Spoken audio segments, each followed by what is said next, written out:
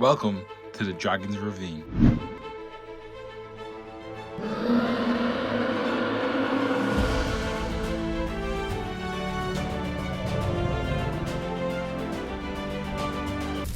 I'm going to go through the health, the plant's inhabitants, and all the plant stuff for the future of this scape. Right now, it has no inhabitants. It just has a couple of snails that have called this place a home for my old scape. But for now, I like them. They should. I'm pretty sure they're Malaysian trumpet snails. A lot of people think they're pests, but I actually quite enjoy them. So I will be keeping them here, and there's a decent amount of them. And a lot of people think snails just reproduce way too much. It all depends on your food, their food source. They'll reproduce to the amount of food available to them. So I actually don't really have enough to call it a pest problem. So yeah, they're actually doing really good, and it's nice to see some action in the tank for the first couple of weeks. And this tank has been alive for 3 weeks right now, and it's had a good amount of growth. Obviously, we have a bit of CO2 running, but this is a DIY CO2 system that I just did with a special concoction that I came up with, and it seems to be running absolutely brilliant. This is I set up day one of the setup, and it's still producing the perfect amount of CO2 for this tank, and everything seems to be doing very, very healthy. I do need to do a trim back, and that will be done right now. I'm gonna start off with the Amazon frog bit. We're gonna start trimming that back first, but this was completely covered by the Salvinia, this smaller one right here, and it reproduces like crazy. Like, this is a cupful that I just took out, and it's already growing back, but I don't mind. But I've seen people do like algae wafers with this. They dry it out and make it into little balls, and I might try that, or it's gonna go in the bin. It's either one, but I'm gonna first. And you can see right here, I've trimmed all the Amazon frog bait at this length like 3 days ago, and it's absolutely grown all the way nearly down to the substrate. If it just straightened out, it would be in the substrate right now, but over the flow of the tank, it's not. I'm gonna get that done right now.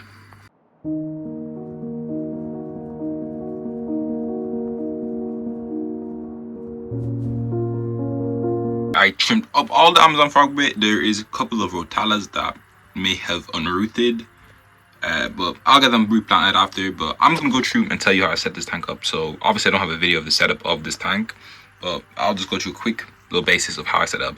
So I had some old aqua soil and sand mixture, you can see right here if it would like to focus, and I just placed that down. I'm viewing it from this angle at most of the time, where I can see this corner a lot.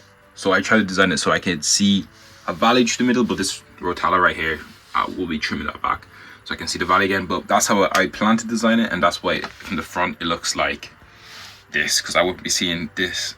Normally I'd have it slopes going to the back, but I don't really see this as where I'm normally viewing this from in my room, so it's going to be shaped like that, just a little bit.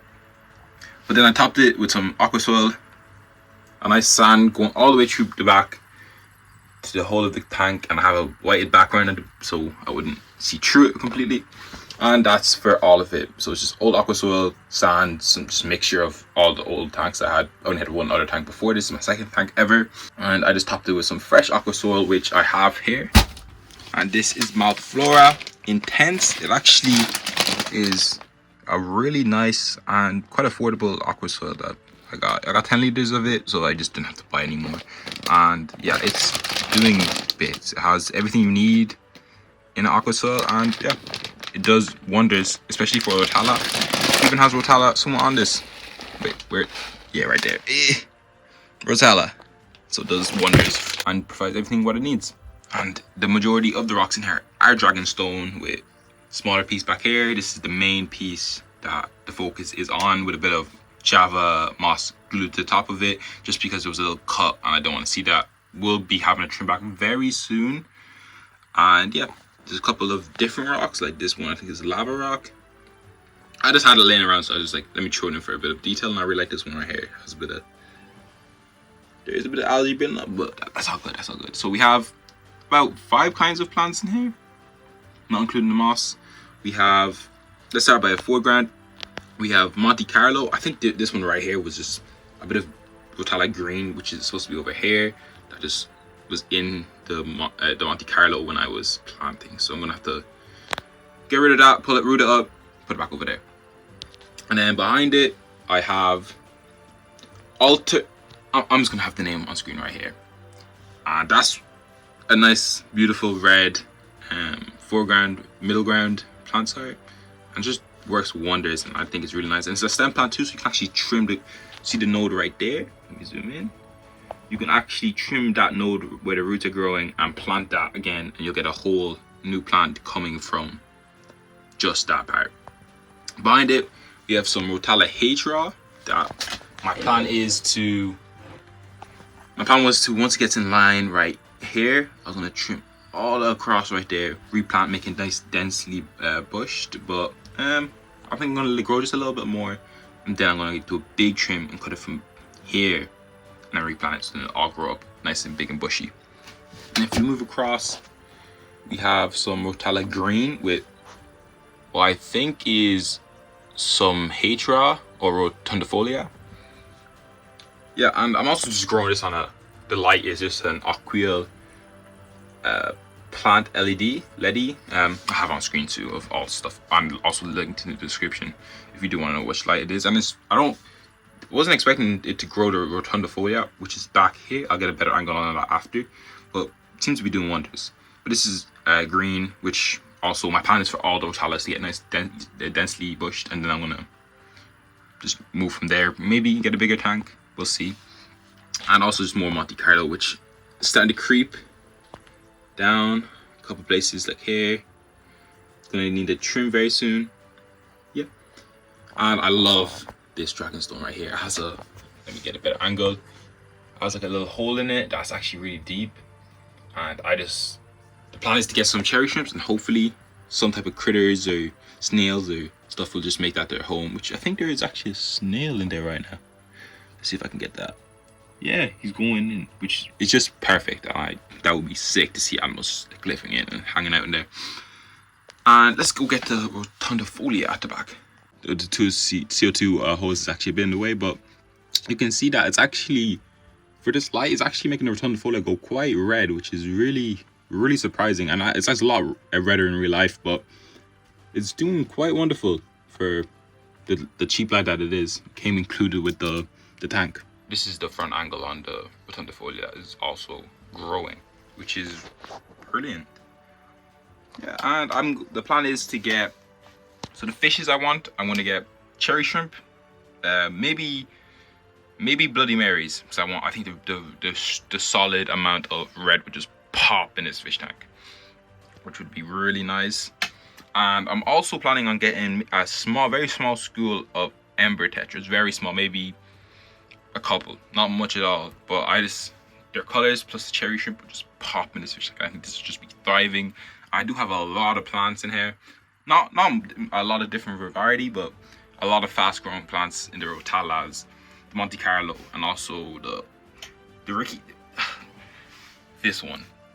And I think it will just absorb all the ammonia and anything that could negatively affect the fishes. I think we could do wonders in this tank, but a trim up will be needed very soon, which would be amazing. And once it gets bushy and these rotundifolia grow a bit taller, it's going to be looking absolutely stunning. If you have any suggestions on any fishes or different type of shrimps or ways I should scape it differently, for sure need to siphon some of the aqua soil out of the sand because it's a little bit annoying, but I'll do that in the maintenance. And there is a good bit of algae and biofilm just building up over throughout the tank.